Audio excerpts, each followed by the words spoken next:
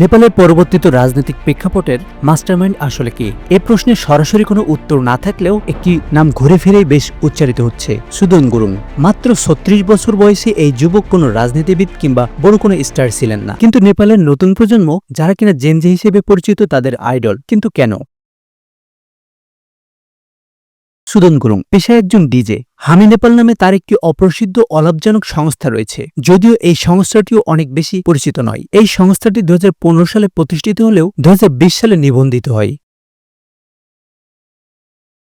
গুরুং, যিনি হামি নেপাল প্রতিষ্ঠার আগে ডিজে ছিলেন। ২০১৫ সালে নেপালের ইতিহাসের সবচেয়ে ভয়াবহ ভূমিকম্পে ৯,০০০-এর বেশি মানুষ নিহত হয় এবং কোভিড-১৯ মহামারীর সময় নাগরিক সহায়তা কার্যক্রম সংগঠিত করেছিলেন। সুদন গুরুং একটি ডিজিটাল প্ল্যাটফর্ম ব্যবহার করে ২০২৫ সালের সেপ্টেম্বরে সরকার বিরোধী আন্দোলনের নেতৃত্ব দিতে শুরু করেন। তাদের প্রচারণার প্রধান মাধ্যম ছিল ডিসকর্ড এবং ইনস্টাগ্রাম।